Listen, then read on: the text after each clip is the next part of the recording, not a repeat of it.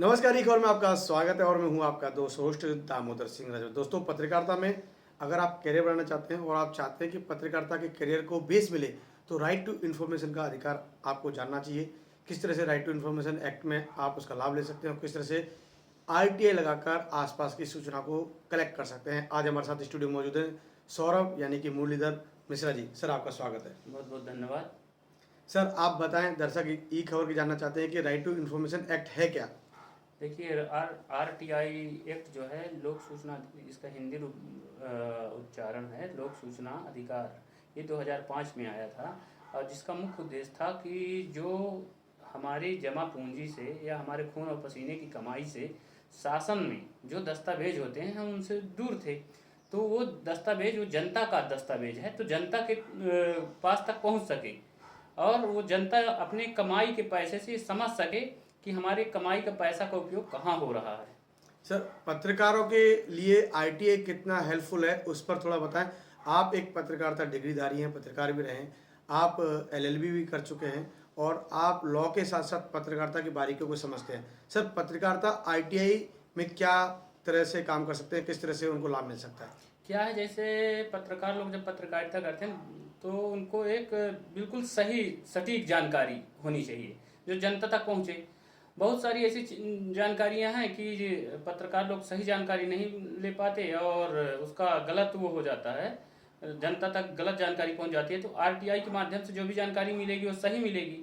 तो ये तो बहुत ही कारगर वो कानून है। अब इसका पालन अभी हम देख रहे हैं कि गवर्नमेंट में लगभग उतना पालन नहीं हो पा रहा है, लेकिन जो सक्रिय रूप से काम कर रहे हैं वो पहले आवेदन लगाते हैं। आवेदन के अनुरूप अगर जानकारी नहीं मिली या अधूरा मिला या कम मिला तो वो अपील लगा लेते हैं। हालांकि ये लगातार मैं देख रहा हूँ कि जो सरकार की मंशा थी वो पूरा तो हो नहीं पा रहा है, लेकिन जो सही काम कर रहे हैं वो मंशा पूरा कर लेते हैं। और पत्रकारों के लिए आरटीआई से जानकारी निकाल कर और जनता तक पहुंचाना एक बहुत ही अच्छा वो होगा और उनके पत्रकारिता को धार भी मिलेगा, क्योंकि उनके पास जो जानकारी आएगी, कोई भी जानकारी गलत तो देगा नहीं। अगर देगा तो वो आईपीसी के सेक्शन 193 का दोषी हो जाएगा। तो कोई भी अधिकारी या कर्मचारी गलत जानकारी ना देना वो उचित समझेंगे, लेकिन गलत जानकारी देना वो कानूनी रूप से हाँ कानूनी रूप से अच्छा नहीं समझेंगे। और पत्रकार चाहें तो आवेदन लगाएं, आरटीआई से जानकारी लें और उसको सम्यक रूप से जनता तक पहुंचाएं, ये अच्छा रहेगा।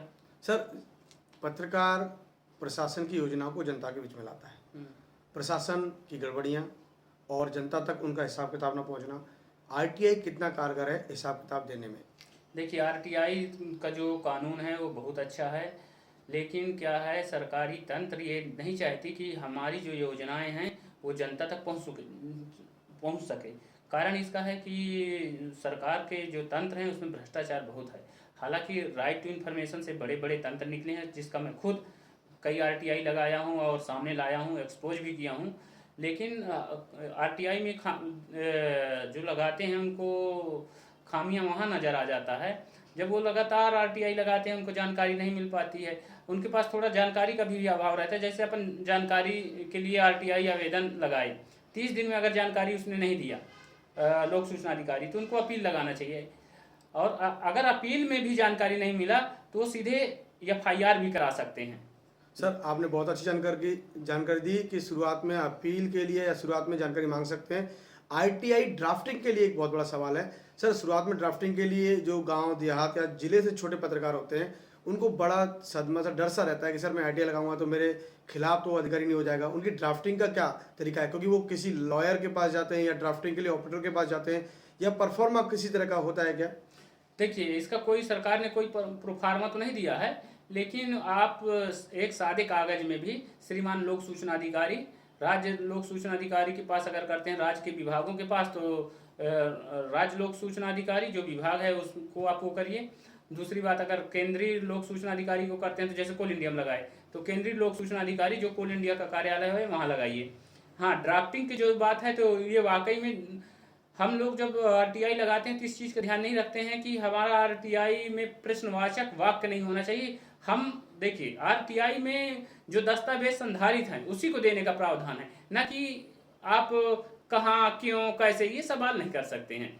आप जो दस्तावेज है उसको ले सकते हैं और उसमें से फिर आप जानकारियां निकालिए कि कहाँ गलत है, कहाँ सही है। जो कार्यालयों के पास दस्तावेज हैं वही दे सकते हैं, वो अपने से कोई जानकारी बना नहीं सकते। बहुत अच्छी बात कही कि जानकारी आप वही ले सकते हैं जो कार्यालय के पास उपलब्ध है। सर, जानकारी की सूचना प्रारंभिक रूप पे किसी पत्रकार को मिलती है या एक्टिविस्ट को मिलती है, तो वो कैसे पता कर पाए कि ये जानकारी इस विभाग में उपलब्ध हो सकती है? देखिए, जो जानकारी चाहिए तो उसको तो इस चीज़ का जानकारी रखना ही होगा कि वो किस विभाग की जानकारी है। माना कि किसी भी पत्रकार के पास ये जानकारी नहीं है कि ये किस विभाग का है, तो जिस जिले का है उस जिले के कलेक्टर को लगा दे। कलेक्टर जिस विभाग से संबंधित होगा धारा 6(3) के तहत भेज देगा। क्या है, 2005 की धारा 6(3) ये कहती है कि अगर विभाग से संबंधित नहीं है तो जिस विभाग से संबंधित है वहाँ स्थानांतरण कर दिया जाता है। बहुत अच्छी बात कही कि संबंधित आरटीआई सूचना अगर आपने संबंधित कार्यालय में नहीं दे पाए तो आप कलेक्टर के पास लगा सकते हो। कलेक्टर ही जिस संबंध का उत्तराधिकारी होता है वहाँ से आपको सूचना मिल जाती है। सर, दर्शक, आपने हजारों आरटीआई लगाई हैं, खुलासे किए हैं, कई लोगों को जेल की सलाखों के पीछे भी भेजा है। सर, दर्शक ये जानना चाहते हैं कि आरटीआई जब लगाते हैं तो बीपीएल कार्डधारी या निःशुल्क कैसे उनको सूचना मिल जाए, ये बड़ा सवाल है सर। हाँ, ये आपने बहुत अच्छा सवाल किया है। गांव के लोग जो हैं, गांव या शहर के लोग, गरीब लोग जो होते हैं, बीपीएल कार्ड जिनके पास है, तो सरकार ने बीपीएल कार्ड वालों को मुफ्त कर दिया है। वो जो है जानकारी अपना आवेदन भरें और बीपीएल कार्ड का सत्यापित प्रति उसमें लगाएं, उनको मुफ्त में जानकारी मिलेगी।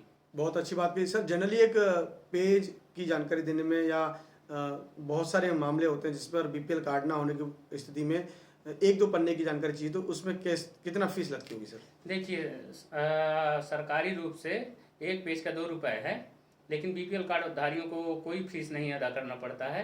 अब अगर जो बीपीएल नहीं है या बीपीएल कार्ड नहीं लगाते हैं तो उनको 10 रुपये का पहले आवेदन के साथ 10 रुपये का स्टाम्प, पोस्टल ऑर्डर या कोई भी ऐसा, या वहीं से जाके रसीद ले लें। और अपील के लिए, प्रथम अपील के लिए 50 रुपये का वो है फीस है, और द्वितीय अपील के लिए 100 रुपया का फीस है। तकरीबन आप प्रथम अपील में 10 रुपये की टिकट लेते हैं, 50 रुपये? नहीं, प्रथम अपील नहीं, शुरुआती सूचना लेने के लिए आपको 10 रुपये का टिकट लेना पड़ता है या चालान लेना पड़ता है, पोस्टल ऑर्डर लेना पड़ता है, अथवा वहाँ पर काउंटर पर टिकट मिलता है, उस पर आप आवेदन लिख सकते हैं। साथ ही साथ उसकी फ़ीस है 50 रुपये। उसके बाद अपील वगैरह करते हैं उसके लिए थोड़ा फीस, सेकंड अपील के लिए 100 रुपये। लेकिन जो बीपीएल है, बीपीएल कार्ड धारक है, उनको 100% अनलिमिटेड का पेपर्स की जानकारी मिल सकती है। सर, एक जानकारी और है, संदेह रहता है कि जो डिजिटल पत्रकार हैं वो डिजिटली जानकारी मांगते हैं क्या? हाँ, डिजिटल जानकारी भी वो देने, डिजिटल जानकारी तो उनका जो मापदंड है उस हिसाब से 15 रुपया या सीडी मांगते हैं, उसमें वो दे देते हैं। सीडी का कोई शुल्क? सीडी आप अपने सीडी दे दीजिए, वो आपको डिजिटल उसमें दे देंगे, उसका कोई शुल्क नहीं। बहुत अच्छी बात कही है। जो पत्रकार ई खबर के साथ जुड़े हुए हैं वो आरटीआई की जानकारी ले सकते हैं, केवल अपने पेन ड्राइव या सीडी जो भी है उस दस्तावेज को डिजिटली लेके पेपर पेज के हिसाब से आपको चार्ज नहीं होगा।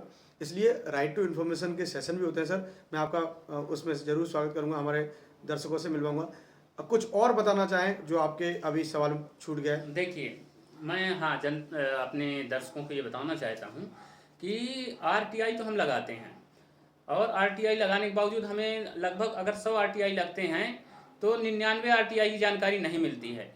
लोक सूचना अधिकारी किसी रूप में जानकारी देना ही नहीं चाहता। अगर लोक सूचना अधिकारी है भी तो जिस विभाग को देता है वो विभाग वाले नहीं देते हैं। मतलब कारण कोई भी हो, तो हम अपील में जाते हैं। प्रथम अपील के बावजूद भी मैं देखता हूँ, मेरे साथ खुद ऐसा हुआ है कि प्रथम अपील के बाद भी अपीली अधिकारी न तो कोई जानकारी देता है, न कुछ करता है, और अधिकतर बिना बताए ही वो अपील खारिज कर देते हैं। तो ऐसी स्थिति में इसके 2 स्थिति हैं। अगर लोक सूचना अधिकारी ने सम्यक समय में जानकारी नहीं दिया तो अपन अपील लगाएं, प्रथम अपील। और अगर अपीली अधिकारी भी आपको 30 दिन, हर अपीली अधिकारी को प्रथम अपील के लिए 30 दिन का समय होता है, और अगर मान लीजिए तीसरा पक्ष संबंधित है तो अधिकतम 45 दिन के अंदर हर हाल में उसको जानकारी देना पड़ेगा, दिलवाना पड़ेगा।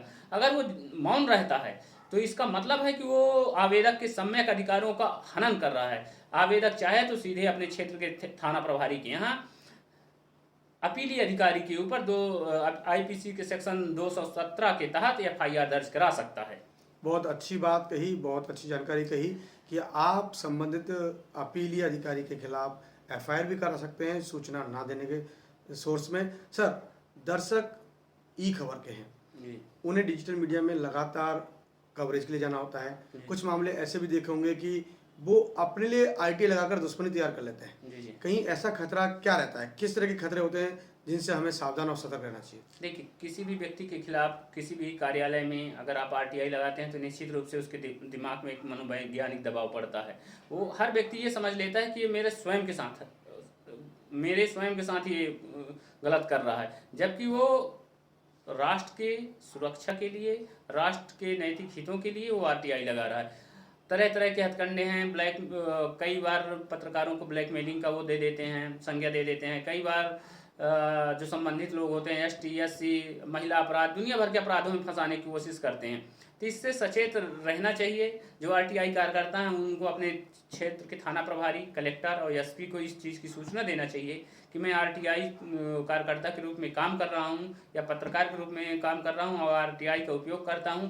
तो अगर मेरे खिलाफ ऐसा कोई मामला बनता है तो पहले मुझे सूचित किया जाए।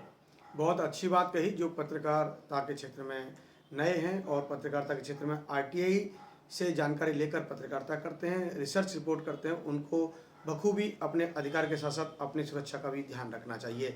मैं आपका दोस्त रोस्ट दामोदर सिंह रजवत सर आपका बहुत इस्तकबाल करता हूँ, धन्यवाद देता हूँ। आप समय निकालकर ई खबर के स्टूडियो आए। दर्शकों से क्या अपील करना चाहेंगे कि और भविष्य में आईटीआई की सूचना लेकर किस तरह से सतर्क और सावधान कर सकते हैं, समाज में नए परिवर्तन आ सकते हैं? देखिए, समाज में तो शासन प्रशासन में इतना मतलब भ्रष्टाचार फैला हुआ है और लोक सूचना अधिकार जब 2005 में आया तो इसका मंशा ये था कि देश से भ्रष्टाचार पूरी तरह से मिट जाए, लेकिन ऐसा हुआ नहीं है। तो मैं तो चाहता हूं कि देश का हर आम नागरिक अपने इन अधिकारों को प्रयोग करे। पंचायत स्तर का है तो पंचायत स्तर से लेकर और राष्ट्रीय स्तर तक आरटीआई का प्रयोग कर भ्रष्टाचार को सामने लाए और ज़्यादा से ज़्यादा भ्रष्टाचार के खिलाफ आंदोलन करे और अपने देश को भ्रष्टाचार मुक्त देश बनाने में योगदान दे। बहुत बहुत धन्यवाद सौरभ मिश्रा जी। आप अगर आरटीआई संबंधित और भी जानकारी चाहते हैं तो निश्चित हमें गोल्डन नंबर 8871022770 पर कॉल कर सकते हैं। हमारी वेबसाइट www.ekhabar.in विजिट कर सकते हैं। कमेंट के माध्यम से अपनी प्रतिक्रिया सुझाव अवश्य दें। देखते रहें ई खबर.in। जय हिंद, वंदे मातरम। सर बहुत बहुत धन्यवाद।